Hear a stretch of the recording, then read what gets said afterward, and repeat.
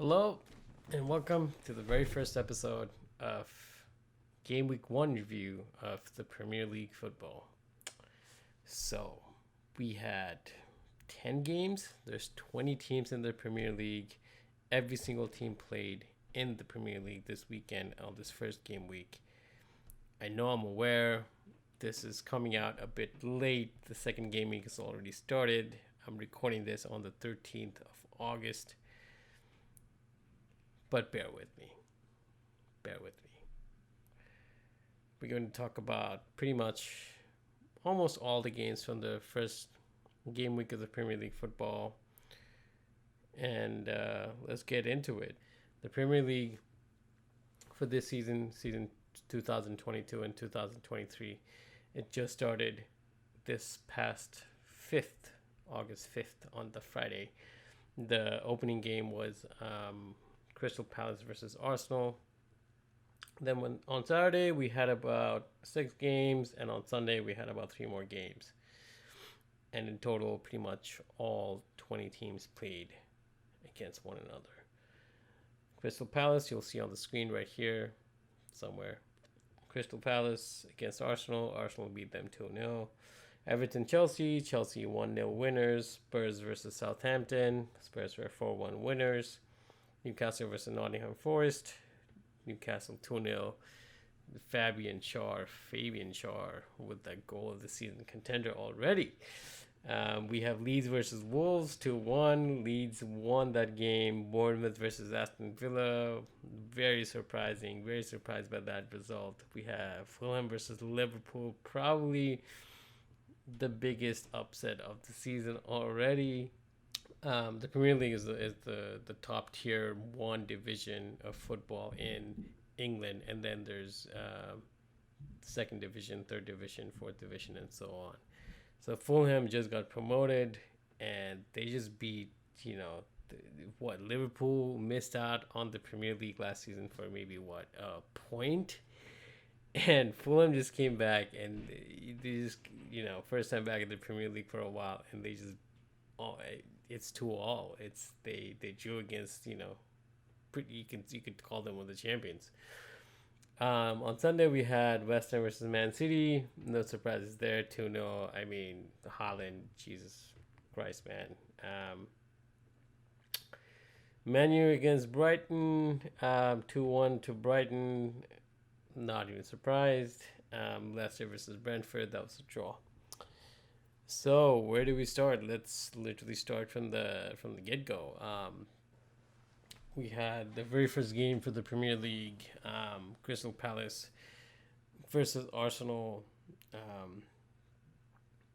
Arsenal looked sharp, man. Arsenal looked really good, especially with their signings. Jesus Christ, he looks golden, man. He looks like he has a chip on his shoulder the way he's playing right now. He's the main man for Arsenal. He's the main man for a team after such a long time.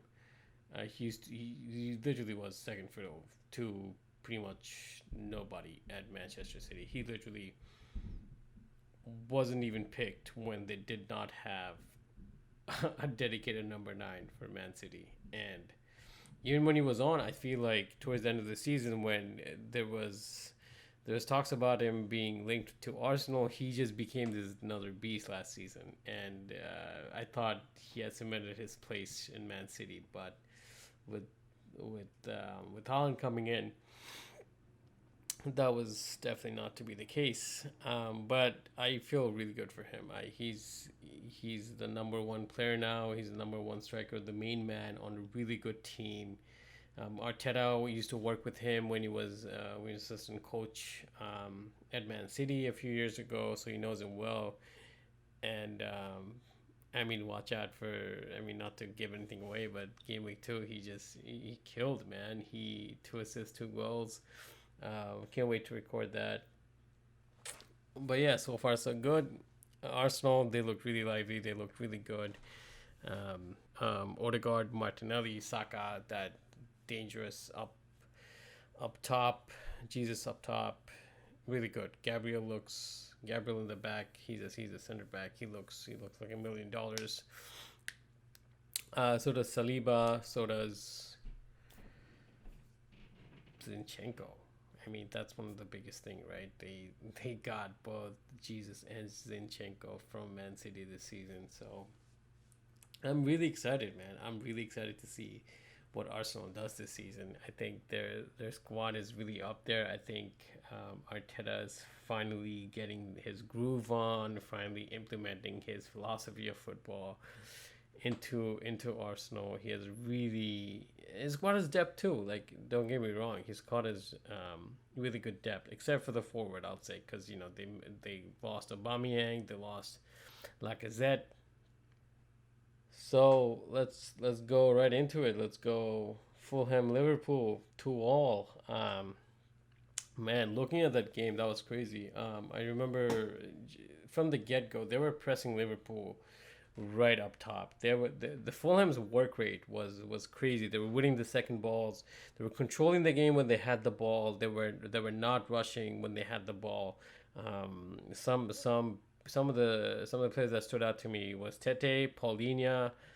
Wow, just wow. The Tete pretty much had Luis Diaz. Tete is basically so Tete is Fulham's right back. He pretty much had Luis Diaz on his pocket, in his pocket, entire freaking game. Like, no cap. It was ridiculous how good Tete was.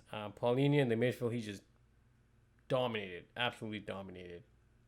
But my biggest surprise was undoubtedly Mitrovic. Jesus freaking Christ, absolute powerhouse. I remember there was this play where this was the second half. He just brushed off Jordan Henderson, like he wasn't even there. Like he fell back like 550 yards on the back. So that was crazy.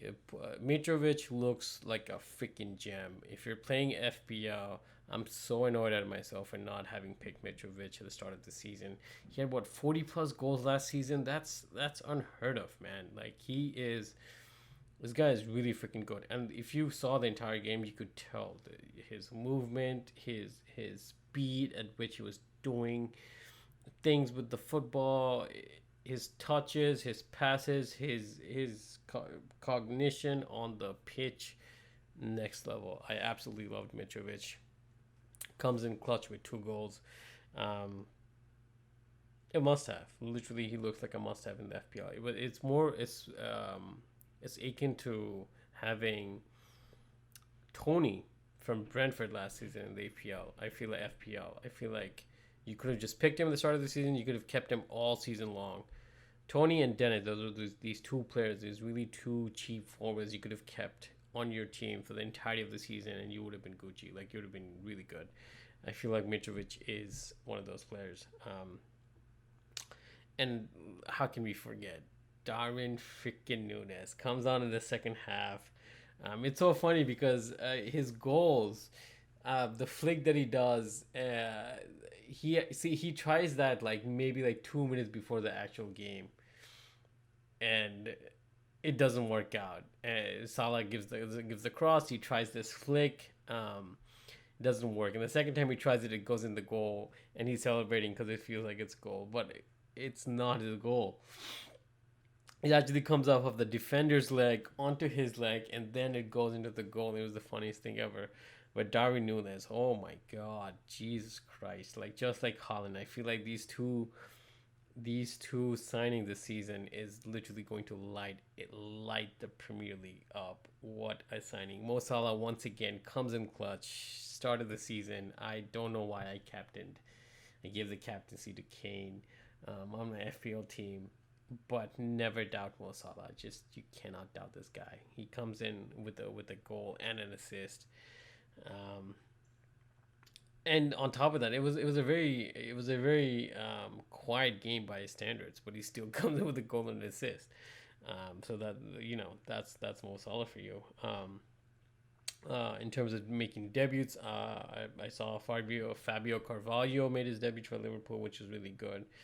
You always want to see these new debutants come in on the first game and just have some sort of presence into the game, into the Premier League. That's always good to know. Always good to see. Everton Chelsea.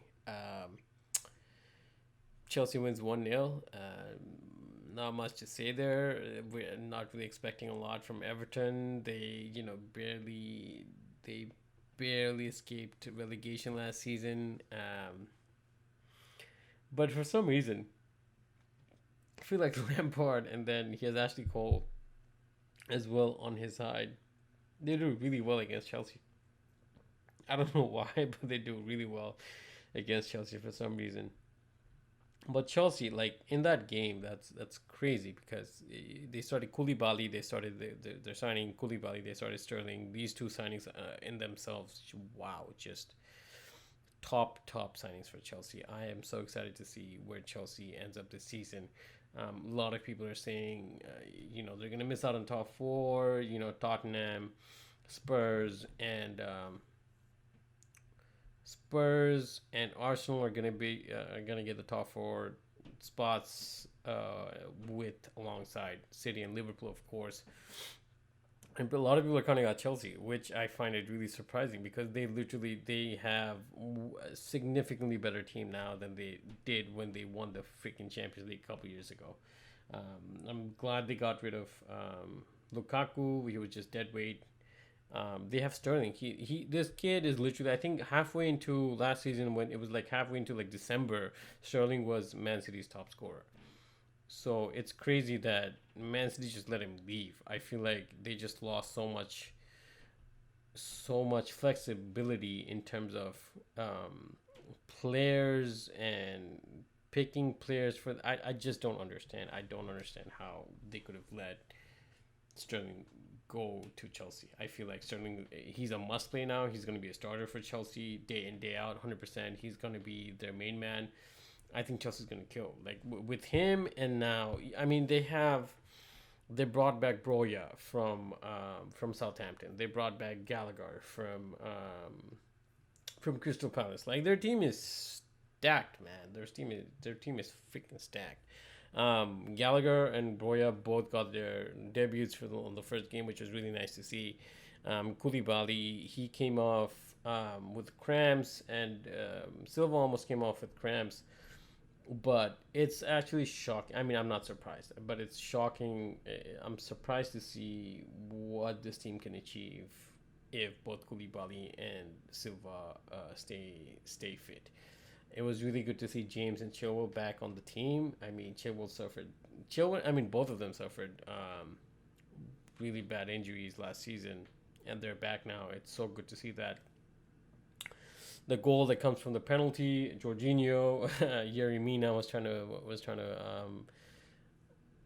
get into his head, trying to make him miss. But Jorginho he's the coolest kid on the block. He's not gonna miss the penalty. And this Chelsea team looks incredibly dangerous. I'm excited to see what happens with this Chelsea team. And I'm looking at the notes and I forget Cucurella. They literally bought Cucurella from Brighton, and there was this one moment where he linked up with Sterling, and Sterling almost scored the goal. Very exciting to see how they link up again throughout the end of this, throughout the whole season. But Chelsea looks good, man. Chelsea looks really good. Their team is up there with Liverpool and Man City, 100%.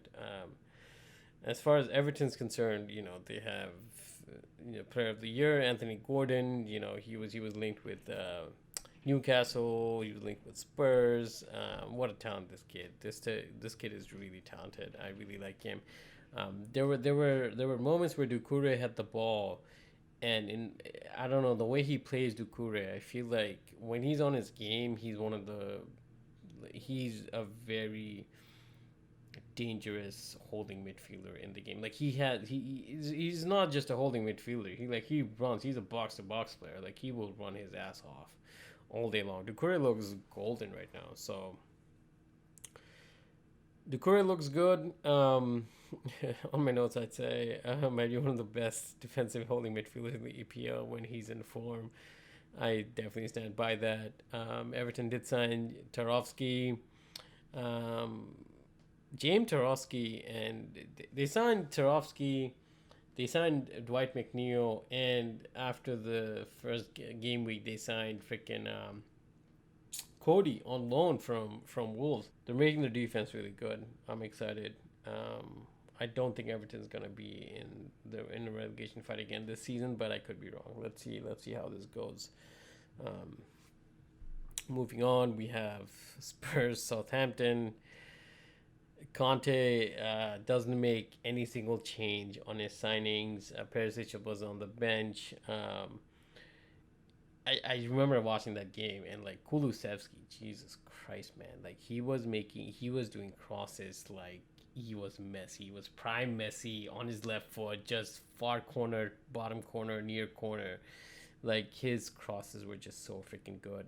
Sessegnon scored the first goal, and I kept wondering if I wrote down if this is Sessegnon's redemption season because he's playing really really high, really up top. He's really attacking the ball, getting into the box.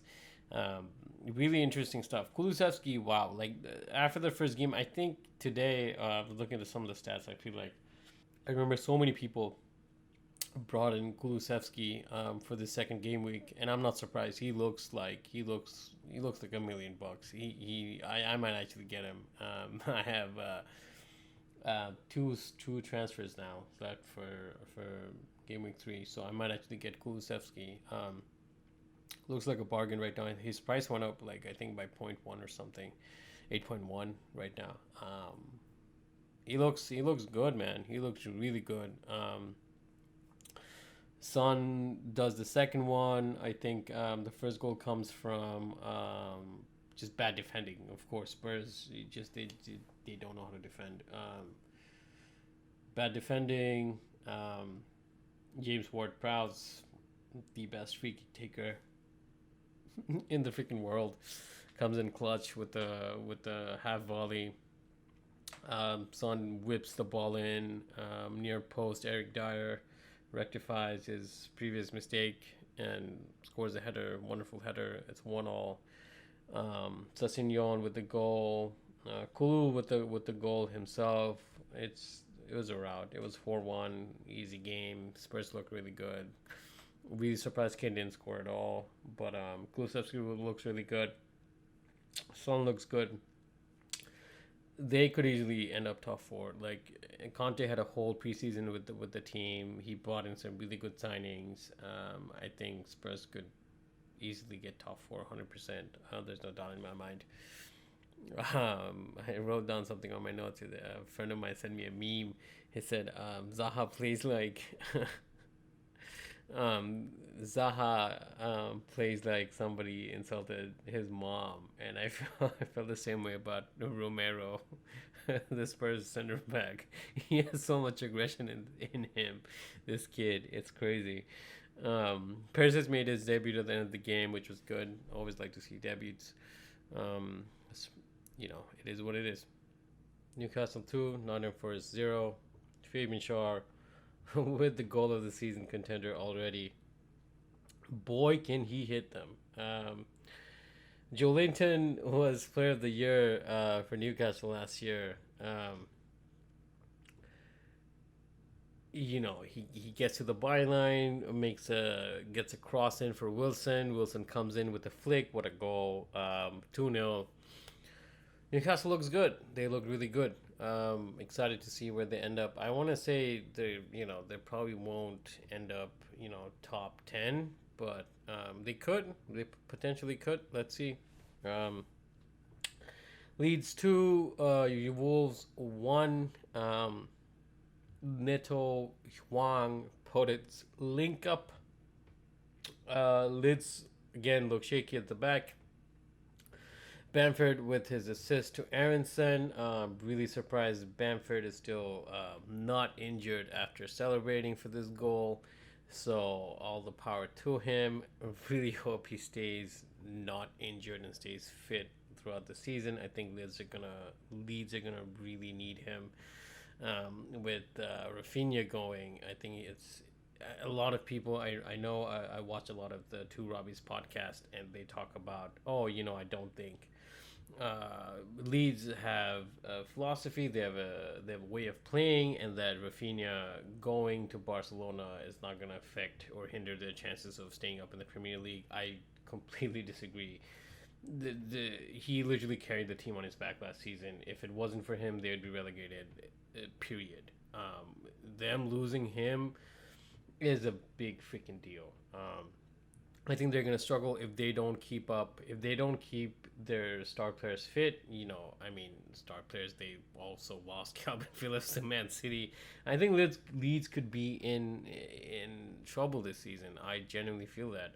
Of course, we'll come back at the end of the season. We'll do a review of what predictions of mine came true. But I feel like Leeds will struggle. If Bamford stays fit, I feel like they'll have a shot. But let's see what happens. Bournemouth 2, Aston Villa 0. I wrote down on my notes how Aston Villa looks really freaking good. Like their team, their starting lineup, that the lineup for the first game week. They have Diego, right? They bought Diego. They have from Sevilla. They have Babu Kamara. They just finalized the deal for Coutinho. And they have Leon Bailey up top. They have Leon Bailey and Ings up top. And Watkins was on the bench. Like, that team, I feel like they could do a lot of damage. Like, that team looks so freaking good. They have Lucas Digne, Matty Cash, Tyron Mings. That team looks really freaking good. And as soon as I was saying it, I look at the match, and 2 minutes in, Bournemouth scores. So that's Premier League for you, baby. Yeah, their lineup, I wrote it down. Their lineup is actually one of the best you'll see on that half of the table. They can do some damage this season. Diego Carlos, the 26 million pound man from Sevilla. Kamara from Marseille. They look really good. They look really freaking good. And then Lerma scores within 2 minutes. Moore scores the second towards the end of the game. Free header, unchallenged. Too easy. All the defenders just back off. And it's poor defending from Villa's standpoint. A long ways to go for Gerrard, 100%. I don't think they'll be relegated. I think their team they have way too much talent in that team to get relegated. Villa's gonna be good. Bournemouth, on the other hand, I mean, they just got thrashed by Man City. This game week 2, so let's see. Bournemouth might struggle, but we'll see.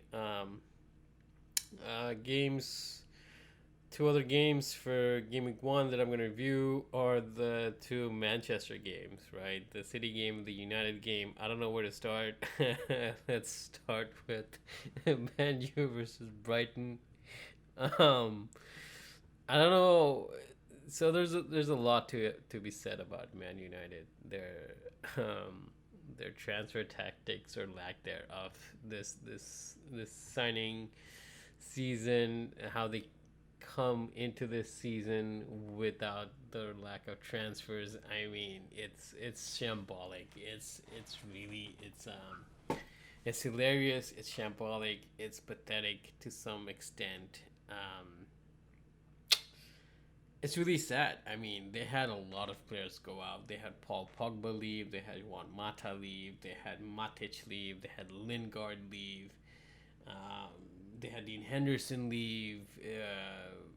So many players left this club, and there were Deadwood as well. I mean, no shade on Juan Mata, absolutely none. He was a top class professional. I think he's linked to sign with Leeds. I could be wrong. I think I saw something about him being signed, being linked to Leeds. But there was so much deadwood that needed to go. And what did we do? We brought in Desandro Martinez from Ajax. We brought in Eriksson. I mean, I love the guy. I freaking love Eriksson. Like, don't get me wrong, but come on, man. At this age, like, why? I just don't understand United's transfer market tactics, man. I just don't understand it. Ericsson is a top class player, but I mean he doesn't have the legs in him anymore. I mean he has a pass or two in him, but we have Bruno Fernandes for that. Like I don't understand why you need Ericsson for. I don't understand. Um, Malaysia. Um, it's. I remember watching the game and the commentators Peter Dury and Lee Dixon, either one, they were saying like, hey, they brought in Malaysia, they brought in Ericsson, and these are like first aid material, and they require a bigger operation. That really hit home on the money. That's 100%. What United have done this transfer season, it's pretty much first aid material. They put a band-aid over their cracks, and they need they need an operation, a bigger operation. 100% agree. The good thing I want to say though, the good thing is you see even through the preseason, even the starting lineup on the bench, you saw a lot of the youngsters. They have Garnacho, they have Ilanga who killed last season. Really excited to see them. Laird. Once again, don't butcher me. Don't bully me for butchering these names. But Garnacho, Malaysia, Ilanga, top quality. United's youth system is, I feel like, it's one of the best in the country. Really excited to see how far these kids go. They have Hannibal. It's a really good freaking youth system. Really excited to see these kids getting a shot. Brighton, what's there to say? I mean, Graham Potter, like this guy, Jesus Christ! I remember he was getting slack last season. They were in the top 10, and he was getting slack from his spectators, from his supporters. They were booing him, and he comes into the post match conference, and he's like, I feel like you guys should, do a revision of your history and like how far Brighton has come, and you guys have no idea how hard or how difficult it is to be in this position in this league, and getting booed. That was really, it's ridiculous. Brighton's a top team, man. Brighton is a dedicated, top 7, top 8 team in the Premier League now. They have established that their caliber in the Premier League, 100%. So I knew coming in. I mean, we were like 4-0 down to Brighton last season. So I knew coming in the first season it's gonna be a really difficult game for Ten Hag and Man United. Like I wasn't wrong.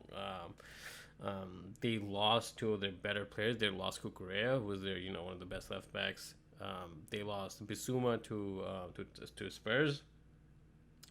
So coming in, they're already a weakened team, and they still thrashed United. Don't get me wrong, 2-1 looks good on United. They actually looks the scoreline does not flatter Brighton. The scoreline it could have been much worse, and it's really sad. That's the level where United are at the moment. It's really freaking sad, and I mean, I don't mean to ruin it for game week 2.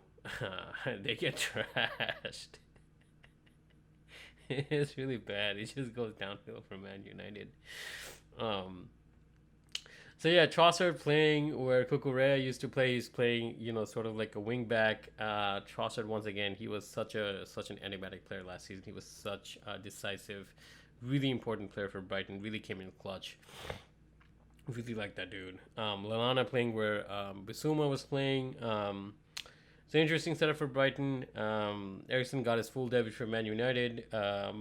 Marshall got injured on a warm up or something. So Rashford played up top, even though he wasn't really playing up top. It was sort of like Fernandes who was doing like the false 9 running, and then Rashford was on the left side. Because I've rarely ever seen Rashford play the dedicated number 9. I've never seen him play that. Ronaldo was on the bench. Garner was on the bench. Garnacho was on the bench. Elanga was on the bench. It started off really well, man. That game started off really freaking well. United was pressing. They were up on the front foot. They were, I remember people were not pressing. They were pressing everybody else, but Maguire had some time on the ball, and he was just praying. He was spraying the ball around like he was just prime Cannavaro or something. And I was like, whoa, this looks really freaking good. And then, of course, there was this one chance for McTominay. He was playing way up top, got into the penalty box, did this turn, did this shot, and I'm like, oh, like this looks really good. Man United really playing aggressive. They're putting numbers up front. They're playing without fear. Really good. McTominay driving into the opposition half, really freaking good. And then, of course,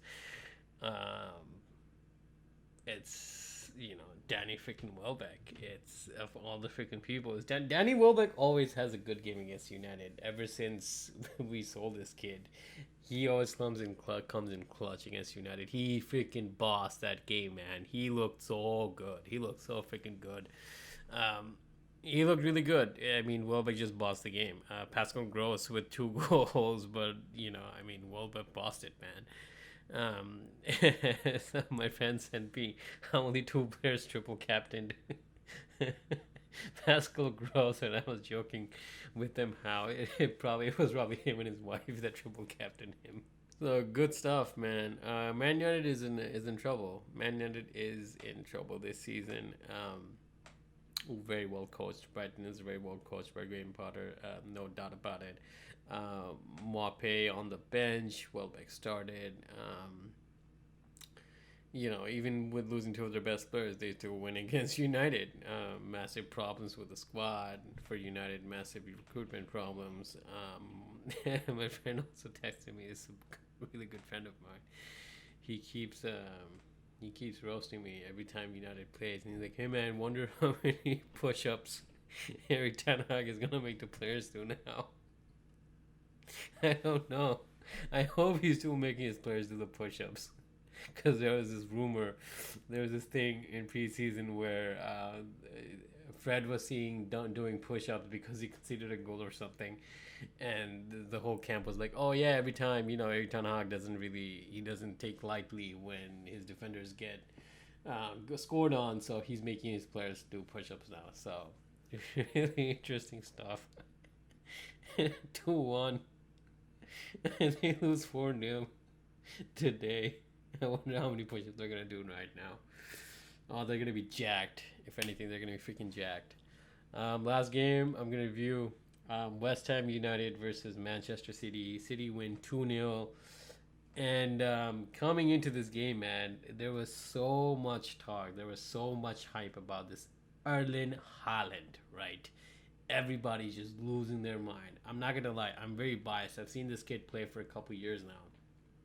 I almost had a poster for this guy somewhere. I almost caved in and bought a poster for this because I forget when I saw him play for the first time. I think it was against PSG, or I forget. He was playing for Dortmund, and this kid, oh my god, his left foot I fell in love with this kid. Straight off the bat, I fell in love with this guy. He's so good.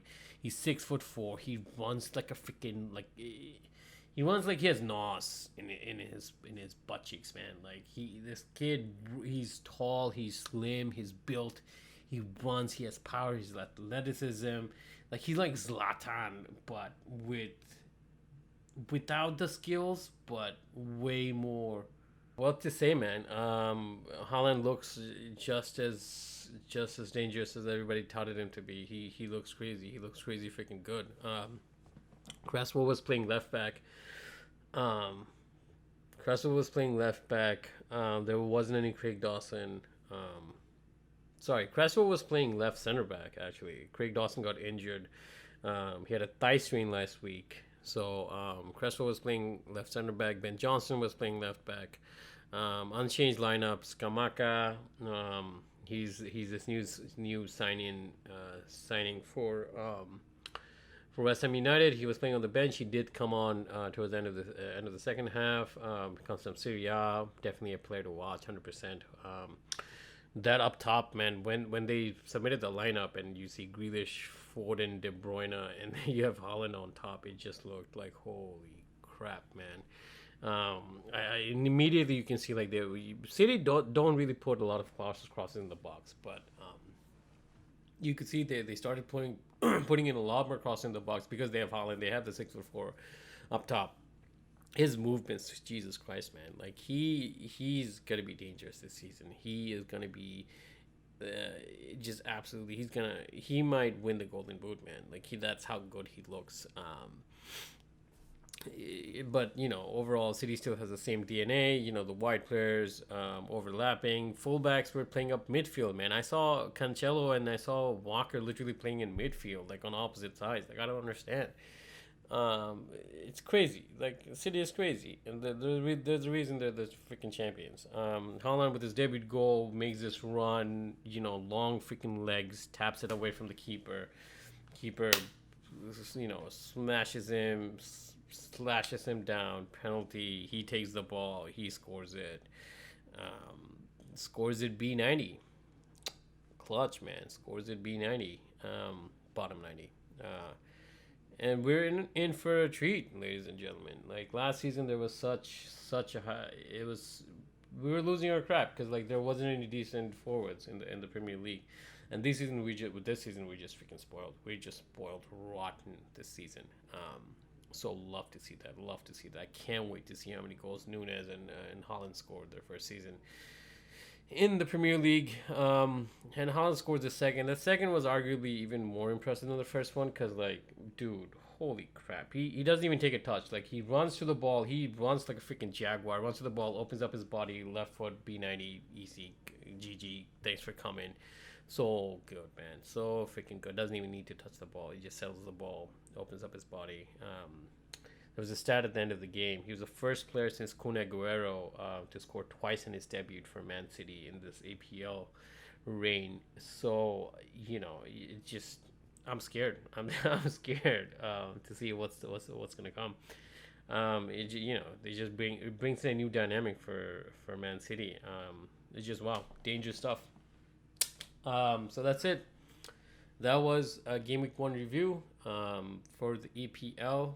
We have 38 game weeks, a few more to go, I'm sure. Tune in for next week.